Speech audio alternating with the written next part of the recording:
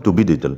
दोस्तों, आज के वीडियो में बात करेंगे उत्तराखंड में राजकीय सहकारी पर्यवेक्षक और सहायक विकास अधिकारी के फॉर्म को आप मोबाइल से किस तरीके से भर सकते हैं। इसके लिए केवल आपका ओटीआर होना आवश्यक है। इस फॉर्म को भरने का कोई फीस नहीं है और योग्यता इसमें बीए और बीएससी है। तो चलिए सीखना शुरू करते हैं।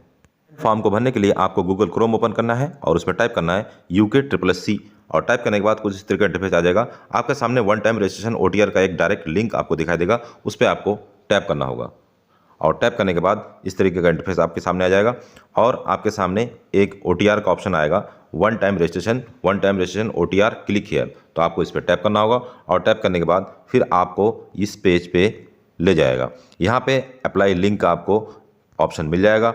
उसके बाद आपको पेज को स्क्रॉल करना है। स्क्रॉल करने के बाद सबसे पहले यदि आपने ओटीआर कर रखा होगा तो लॉगिन वाले ऑप्शन पे टैप करना होगा। लॉगिन वाले ऑप्शन पर टैप करने के बाद आपको ओटीआर बनाते समय जो आपने ईमेल आईडी और पासवर्ड बनाया था उसको डाल के I am not a robot पे क्लिक करके लॉगिन वाले ऑप्शन पे टैप करना होगा। लॉगिन करने के बाद आपके सामने डैशबोर्ड खुल जाएगा, जहां आपको OTR update, profile update, result section और एप्लीकेशन हिस्ट्री भी दिखाई देगा। आपको अप्लाई न्यू एडवर्टाइजमेंट पे क्लिक करना होगा। यदि आपने अभी तक ओटीआर नहीं किया है तो उसका वीडियो आपके हमारे चैनल में या फिर वीडियो के डिस्क्रिप्शन में भी मिल जाएगा। न्यू एडवर्टाइजमेंट का एक पेज दिखाई देगा। यहाँ पे आपको जितनी भी वैकेंसीज अभी उत्तराखंड में रन कर रही है उन सब की लिंक आपको यहाँ पे प्रोवाइड हो जाएंगे। तो उसके बाद आपको राजकीय सहकारिता पर्यवेक्षक और सहकारी विकास अधिकारी और बीज पर्यवेक्षक सहकारी फॉर्म पर्यवेक्षक का एडवर्टाइजमेंट नंबर आप देख सकते हैं 46 UK+C। इस लिंक पे आपको अप्लाई हेयर पे क्लिक करना होगा। तो आपको स्टेप 1 से लेकर स्टेप 6 तक का ऑप्शन आपको दिखाई देगा। तो जब आपने ओटीआर किया होगा तो स्टेप 1 से लेकर स्टेप 6 तक आपने कंप्लीट डिटेल भरी होगी, इसलिए आपको यहाँ चेकबॉक्स टिक का निशान दिखाई दे रहा होगा। और स्टेप 7 एंड स्टेप 8 जो है, किसी भी फॉर्म को नए भरते वक्त जो जानकारी मांगी जाती है इसको ही कंप्लीट भरना होता है। तो यदि आपने इससे पहले ओटीआर कर रखा होगा तो ये सारी डिटेल आपकी फुलफिल होगी। केवल आपको नेक्स्ट करते जाना है और स्टेप 7 तक पहुँचना है। जो भी जानकारी आपने इसमें भरी होगी, यदि आपको इसमें चेंज करना है तो बहुत ही आवश्यक होने पर ही चेंज करें, क्योंकि इससे पहले जो अपनी जानकारी भरी होगी उसमें यदि आप चेंज करते हैं तो जो इससे पहले की जो वैकेंसीज है उस पर फर्क पड़ सकता है। और में आपको क्वालिफिकेशन डिटेल भरना होगा। यदि आपने हाल फिलहाल में कोई क्वालिफिकेशन ऐड किया होगा तो आप यहाँ उसको सेलेक्ट कर सकते हैं। क्वालिफिकेशन टाइप में आप सेलेक्ट कर लेंगे, यह सेलेक्ट कर लेंगे, नेम ऑफ कोर्स सेलेक्ट कर लेंगे, सब्जेक्ट, स्टेट और बोर्ड, यूनिवर्सिटी वगैरह ये सब आपको सेलेक्ट करना पड़ेगा। यदि आपने कोई क्वालिफिकेशन अभी हाल फिलहाल में नहीं बढ़ाया है तो आपने जो पुराना ओटीआर भरते वक्त जो भी क्वालिफिकेशन आपने दिखाया होगा वो सब आपको यहाँ पे नीचे दिखाई देगा। क्योंकि ये जो फॉर्म है इसमें बेसिकली ग्रेजुएशन मांगा है और ग्रेजुएशन के साथ यदि आपके पास बीए में इकोनॉमिक्स है या फिर बीएससी में इकोनॉमिक्स है तो इस फॉर्म को आप अप्लाई कर सकते हैं। फिर आपको नेक्स्ट करना पड़ेगा और 7th स्टेप पे पहुंचना होगा। बहुत महत्वपूर्ण है, यहाँ पर आपको वर्क एक्सपीरियंस डालना होगा। यदि आप अभी गवर्नमेंट जॉब में है तो आपको यहाँ यस सेलेक्ट करना है। यदि आप गवर्नमेंट जॉब में नहीं है, प्राइवेट जॉब में है या बेरोजगार है तो आपको नो सेलेक्ट करना है और सेव ऑप्शन पर क्लिक करके आगे बढ़ जाना होगा। गवर्नमेंट जॉब में होंगे तो आपको यहाँ यस सेलेक्ट करने के बाद आपको अपना बताना होगा कि आप प्रेजेंट में या पास्ट में नौकरी कर रहे हैं। यदि आप अभी वर्तमान में कार्यरत है तो आपको प्रेजेंट सेलेक्ट करना होगा।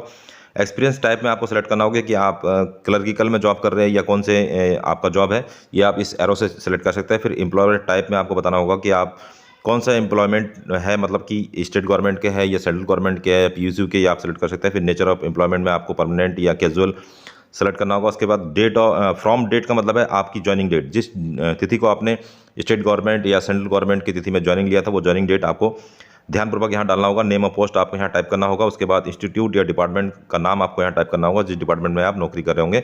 फिर आपको सेव ऑप्शन पे क्लिक करना होगा। और एक बात ध्यान रखेंगे कि इस सारी डिटेल्स आपकी कंप्लीट होनी चाहिए। यदि इसके रिगार्डिंग आपको एनओसी भी बाद में मांगी जाएगी।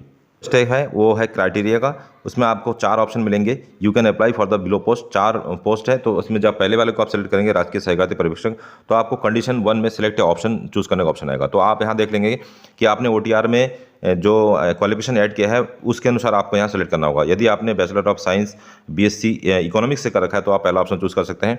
यदि आप बैचलर ऑफ साइंस एग्रीकल्चर से कर रखा है तो आप सेकंड ऑप्शन चूज कर सकते हैं। बैचलर ऑफ आर्ट्स बीए में यदि इकोनॉमिक्स है तो आपको थर्ड ऑप्शन चूज करना होगा।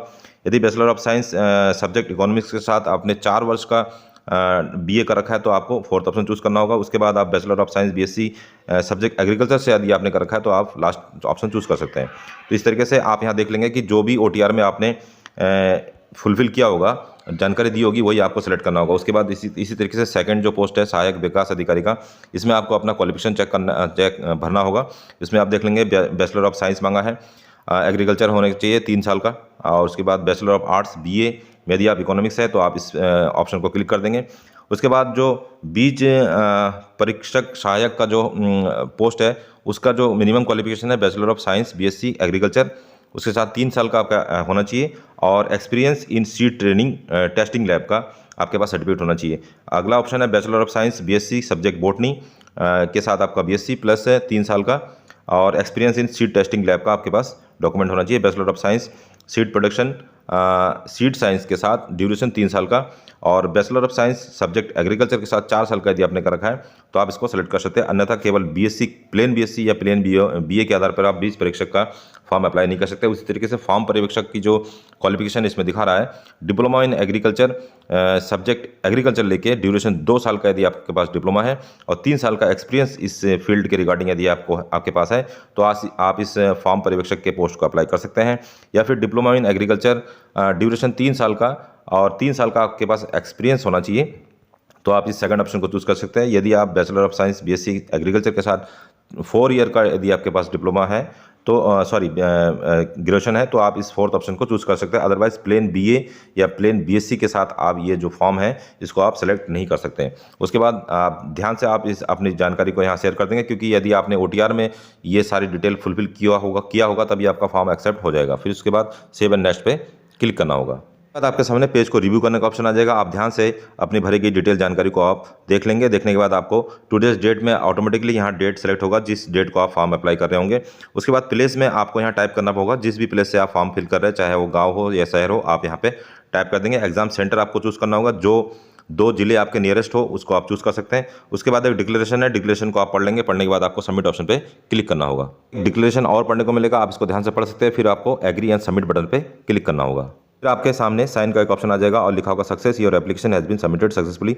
यहाँ आपको ध्यान रखना होगा ये जो फॉर्म है ये आप फ्री ऑफ कॉस्ट भर रहे हैं, इसके लिए कोई फीस निर्धारित नहीं किया गया है। तो यदि आपको डाउनलोड करना है पीडीएफ को तो यहाँ आपको प्रिंट ऑप्शन मिलेगा, प्रिंट ऑप्शन में क्लिक करके आप पीडीएफ को डाउनलोड कर सकते हैं। सामने बैक टू होम और प्रिंट ऑप्शन दोबारा आएगा, आपको फिर दोबारा से प्रिंट ऑप्शन पर क्लिक करना होगा पीडीएफ को डाउनलोड करने के लिए। इस फॉर्म को मोबाइल से और गूगल क्रोम का यूज़ करते भर रहे हैं तो सेम इसी तरीके का इंटरफेस आपको दिखाई देगा। यहाँ पे आपको एक पीडीएफ का ऑप्शन दिखाई देगा, आपको इस टैब पे क्लिक करना होगा। ये था आज का वीडियो। इस वीडियो की रिगार्डिंग यदि आपको कोई जानकारी चाहिए होगा तो आप हमें कमेंट कर सकते हैं या फिर वीडियो के डिस्क्रिप्शन में आपको हमारा टेलीग्राम ग्रुप का लिंक और व्हाट्सएप लिंक भी मिल जाएगा। मिलते हैं अगले एक ऐसे इंटरेस्टिंग वीडियो में, तब तक के लिए अपना ध्यान रखिए। बाय बाय, जय हिंद।